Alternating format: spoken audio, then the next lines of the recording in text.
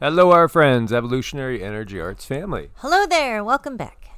If you hear strange chomping sounds in the back, it's just breakfast with the puppies. Yes, the babies are enjoying a mid-morning snack or early morning snack. Yeah, 9:10 as we speak. And, here we are in quote-unquote the South, and Cindy's got a down jacket on in the house. It's part of my problem. I tend to get cold. Yeah, I think we would do better on the equator. On the equator itself and not too high in altitude. Make sure you're subscribed to all three channels, guys, to get notifications. Have that little bell clicked as well. Thank you guys for being part of this family. Okay, so we have a very deep 7.0 earthquake that hits near the coast of Java, Indonesia, as you see the location. Very strong and deep.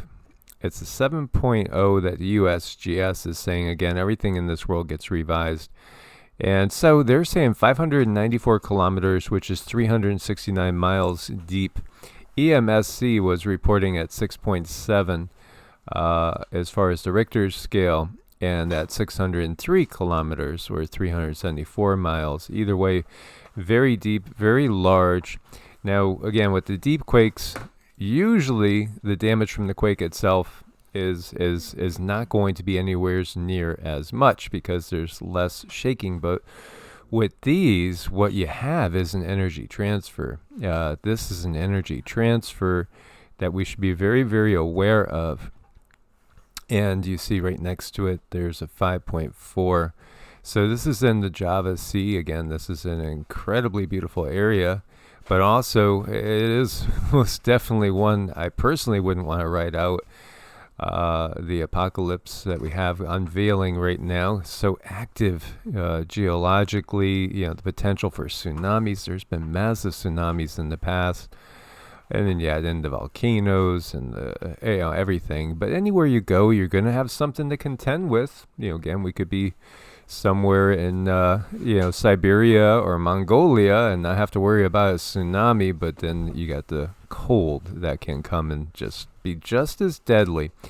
Now remember, we just had this 6.0, which some sources said was up to a 6.2 or a 6.3, and this was very shallow. This was off the coast of Vancouver Island. Interestingly enough, I saw in comments one of our regulars that lives on Vancouver said didn't feel it, and that is a little curious that you wouldn't feel anything from that. But again, it all depends on what direction the shaking is going in, I guess.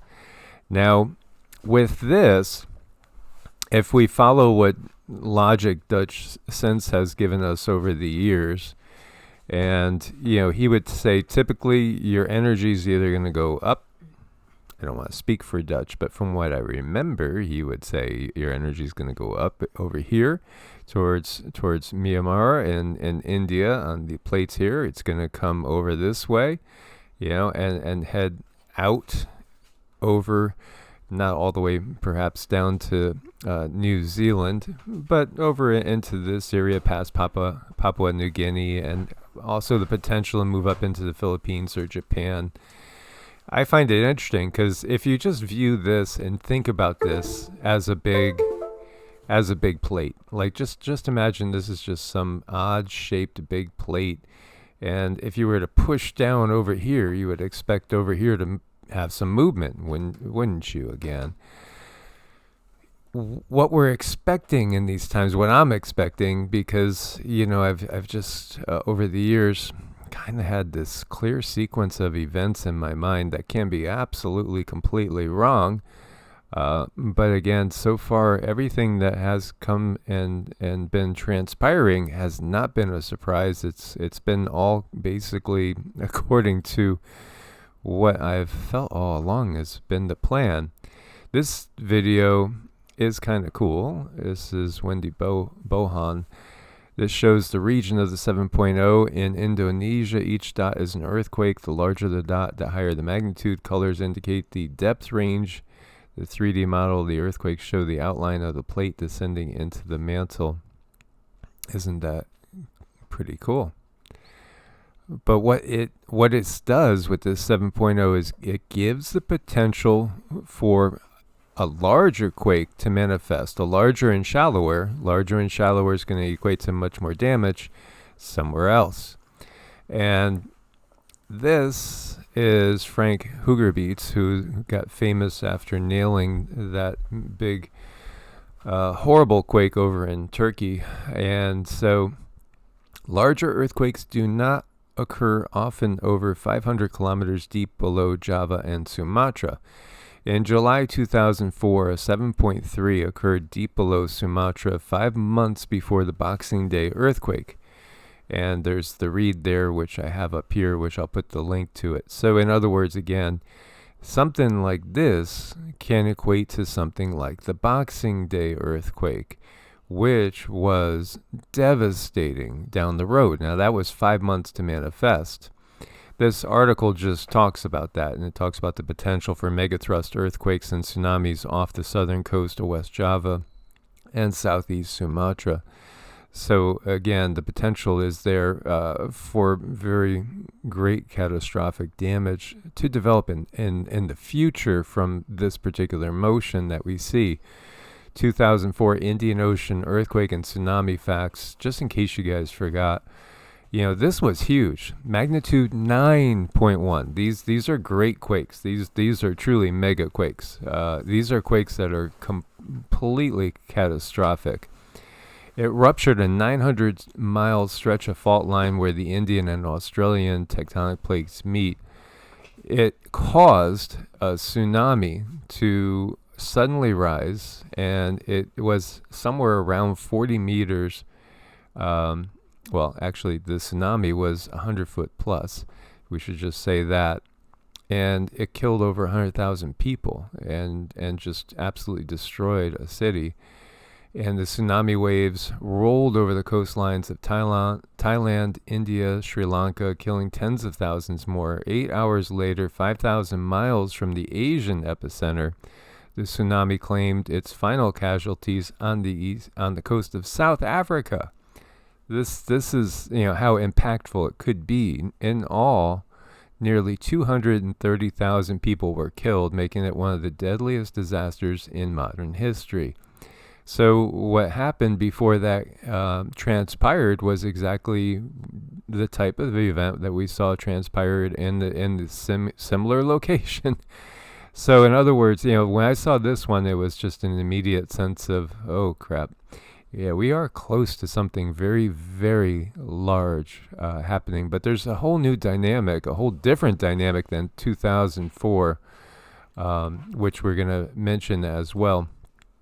We do have warm liquid spewing from the Oregon seafloor, and it's coming from the Cascadian Fault. This was just published April 10th this year. Could offer clues to earthquake hazards. So we see, this is off the coast of Newport, Oregon, and this spewing that's going on. Now, the Cascadian subduction zone is capable of having a 9.0 itself. And if this was to happen, then it's really a question of when this happens, because it has happened in the past, so they tell us. Well, the Native Americans, they remember this because, whole tribes disappeared when this happened in the past. This could be just enormous, the impact of a 9.0 or so in this area. Again, Seattle and Portland and Northern California would all be affected. And again, just like we were saying, it wouldn't just be limited to the west coast of the U.S. and Canada. No, I mean, it would affect everybody across the ocean in Japan. It could affect potentially people down in New Zealand even. This is huge. Now, here you see new experts on red alert for mega earthquake off the U.S. coast after discovering a crack in the 600-mile-long fault line at the bottom of the Pacific. Cascadia, as we were just sharing, and I've been sharing since 2017, I do feel that Cascadia will trigger the San Andreas. They might go almost concurrently. Or you could have Cascadia go and the San Andreas go shortly thereafter. It was now, I think, about 3 years ago that I had very, very vivid dreams about this. It was just like I was watching the TV, completely like watching the TV. And, I saw them on the TV saying like an 8.3 centered somewhere close to Seattle. I believe it was an 8.3. And then I remember watching the devastation of LA, where they were reporting on which celebrities were alive and which ones weren't. It was, they were very close together. The two dreams were, I would say, just weeks apart. So the big one that we know occurred, and again, this is fascinating in and of itself. We've done videos on this in the past. They say it was January 26, 1700 at about 9 p.m. And this was a 9.0 or thereabouts magnitude. Native American oral history talks about this. We can see tsunami geology, dating of ghost forests. Yeah, oh man, it's just complete whole sections of everything just washed away. And then you also have things that are usually just on the seafloor that get deposited way inland. As you see this 1,000-kilometer stretch here, this was massive, and this was again something that would affect pretty much the entire Pacific. This is just something that you don't want to see in your lifetime, obviously, but we are obviously in very rapidly changing times. This is again the Juan de Fuca plate, and it's the type of action that you see on this plate in this area. Those mega thrusts, they're the ones that give us the nasty, nasty tsunamis. And it's fascinating because this is from 1646, and we did a whole video just talking about how California was shown as an island, and were these guys just all thinking that Baja California went all the way up, the Gulf of California, kept California as a totally separate island, or was California really truly an island that collided with a North American plate just maybe 300 and something years ago? Right? I mean, that's the thing. Our history is so screwed up and kept from us that we don't really know, but there is evidence to that effect, and we've done, videos on that. Right. I from what I gotten that yes, that's true. California is its own island, and it did do what we think that it did, and it was very independent, and it had its whole other species of animals as well. So that was really a fun video to do. But I look at our technology and I look at our history, and nobody's going to tell me that what we are being given is correct in any way, shape, or form. And I think there's ways to definitely understand when and where these quakes are going to hit. With the technology, I don't believe that there's not a way. I think it's simply kept from us for purposes. The mother does not like to hit anywhere where her children are, and if she is, that's an indicator that something else is being done, like she's being forced, like the energy is being pushed, all of these things. So I just wish we lived in a more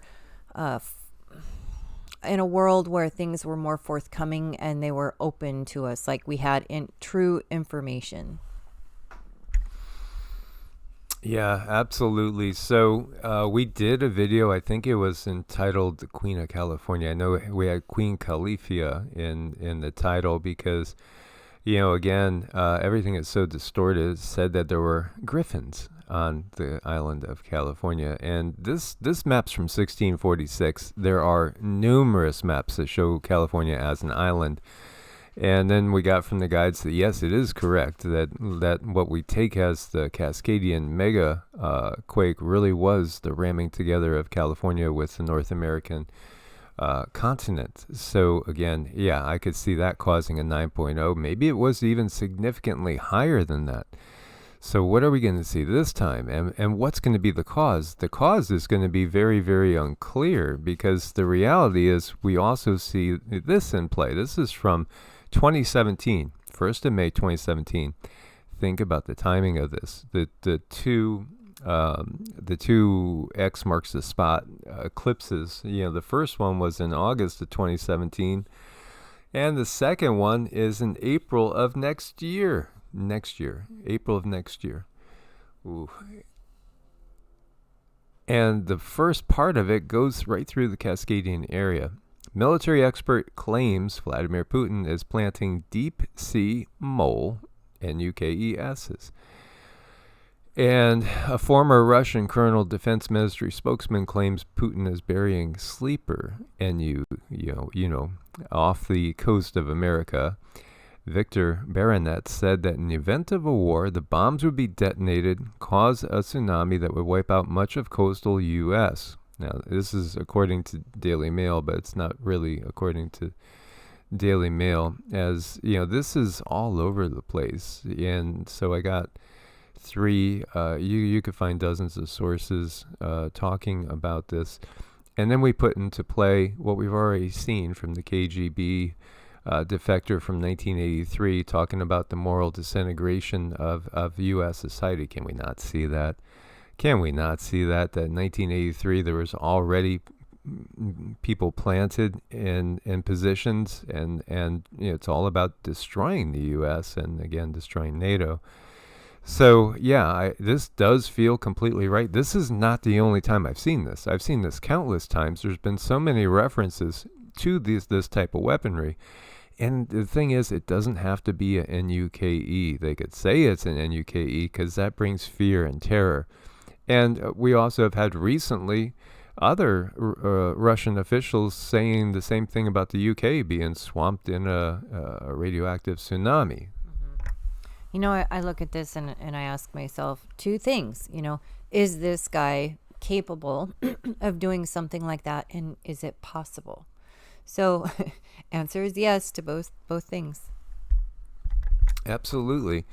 Again, people get carried away with the cult of personality and always want to find somebody. And again, there's been people that think he's a nice guy. He was head of the KGB.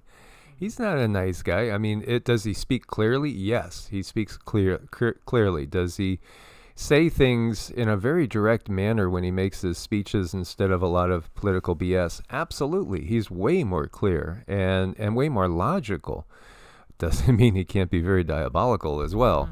Mm-hmm. The other thing you have to ask, is he capable of lying? And the answer is a profound yes, plus he's been trained. I don't think there's a politician on the planet that's not capable of lying. It's just it comes with the position, unfortunately, in a dark Kali Yuga. And even as we are going into the Bronze Age, or, however, the Dwapara, however we want to label it, there's still a lot of darkness, obviously. So it's interesting because this statement was made, and he said, in the event of war, the bombs would be detonated, cause a tsunami that would wipe out much of the coastal U.S., according to Daily Mail. He admitted there's no way for Russia to outspend America on defense. Oh, well, so, again, what we're watching right now is the economic collapse of America, which is part of the whole plan, too. And that's well underway. At some point in time, the U.S. dollar is going to be worthless, utterly worthless. And we could just, every day, there's more economic news about other countries coming and working with the yuan and working outside the dollar. So, asymmetrical response to America, ensuring both countries would be destroyed in the event of an attack by either. But no, it's not going to be like that, though. It's not going to be like that. This is going to be very quick, and in the blink of an eye, the whole power structure of the planet is going to be completely changed. But we will find ourselves, unfortunately, all living under a much more authoritarian regime. Even though, this regime that we have here in place right now, it just, obviously, and many before it, they just ignore the will of the people. That's pretty obvious now. But the statement is that Russia is quietly seeding the U.S. shoreline with nuclear mole missiles. They dig themselves in and sleep until they are triggered. And then we go to all the people that have had these visions of the attack on the U.S. And one of the things that I think would happen would be something that kind of looks like a natural disaster. You wouldn't know if it was or it wasn't. There'd be massive confusion. There might be a gap between this event and the rest of the attacks. It could be even a case where something like this happens and everybody thinks it was just simply Cascadia, but you might have your quote-unquote CONS piracy theorists saying otherwise, and who knows, they might send the UN in to help. Send the UN in to help pick up the pieces of the American West Coast that's now shattered. They need U.S. troops. There's not enough. Well, they need UN troops because there's not enough U.S. troops. Again, there's so many different layers to this, but then also there has been so many visions of submarines that surface and use those hypersonic missiles to hit very, very quickly. And then there's the whole thought that, everything could be triggered with an EMP, which was interesting as Rama's giving his 2 cents on that thought. And I shared with you guys, I dreamed of an EMP about 4 nights ago, and then last night Cindy had a dream of an EMP. Right. Yeah, I did. And just more and more people that we know are having these dreams and these visions. And last night it was I was in an airplane, and it kept losing power. It kept losing power upon we are having to go in circles, and it kept losing the power at the wrong time because we needed certain controls to land, and the power would go out, and then it came back on, so we were able to go up and circle around, and the power would go out at the wrong time, so we couldn't really land. But that was the thing, the power kept going out, and just lately too many people are having dreams about that. Yeah, and we know that they don't want the power out forever. But we do also know that we've been given a study that study I'm going to dig it up again. I forget whether that was 2018, 2019, that said you might lose 90% of the population if there was a 6-month outage with the grid.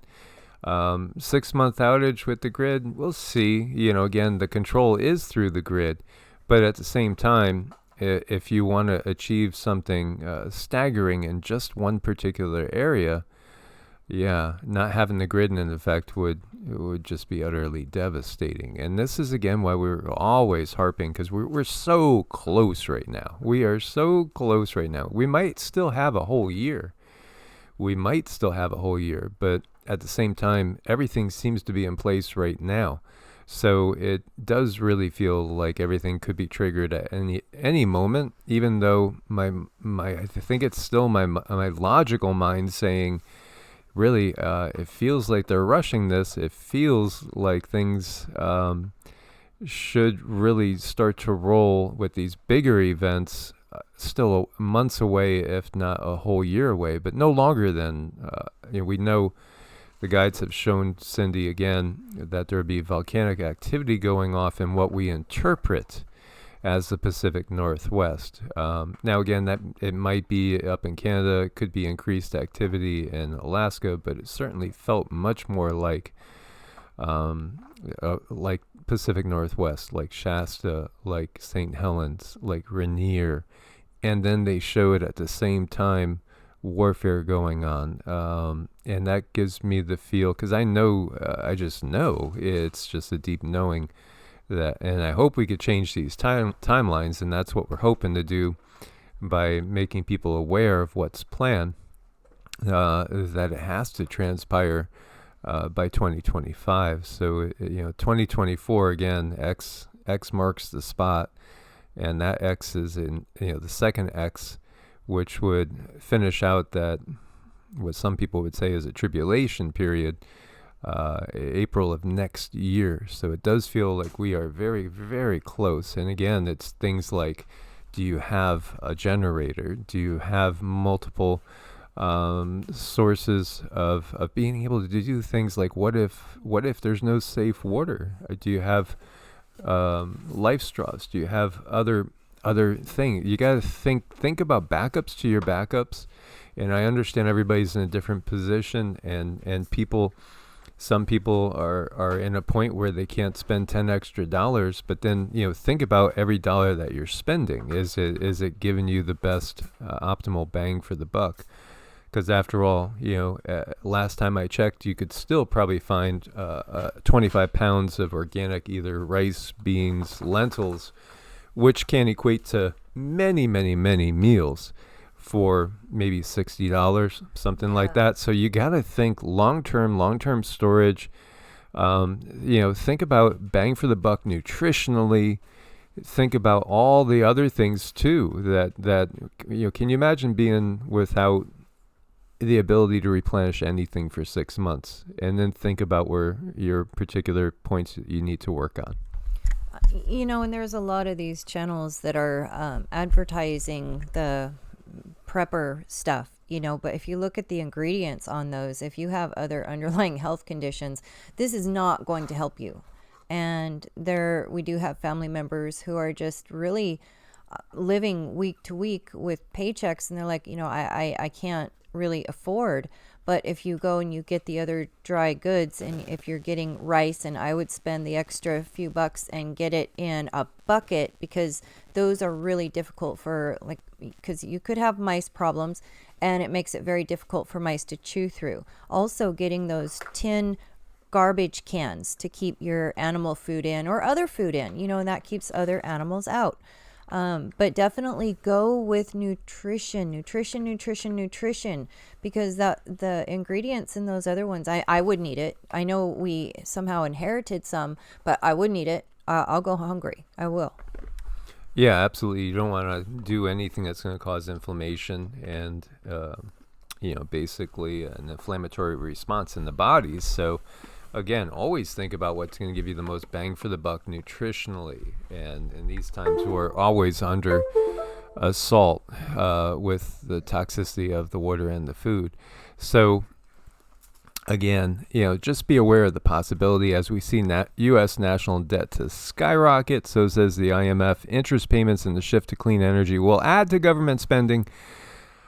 So much so it's going to pass the GDP. The debt to GDP ratio is projected to be 122.2% this year, and it's expected to rise even further to 136.2% of GDP in 2028. It's just crazy, but it's organized insanity with a purpose. And the purpose is to shift the power completely away from the U.S. and into the hands of the fine dining ware country and the BRICS countries, which have a system in place where there are absolutely no rights. As we see, it's okay, guys. Sometimes you need your Pooh Bear. It doesn't matter how big and how muscular you are. You need your Whoopie. It's okay. Yes, I mean, there might be some big creatures that look very scary and unapproachable, but everyone has their weak moments, and you have to have something there to soothe you. So find a Whoopie, enjoy your Whoopie, enjoy your day, hug your pets. Absolutely. And again, thanks for your support on Ko-Fi and Patreon. Much love, God bless, and namaste. Namaste.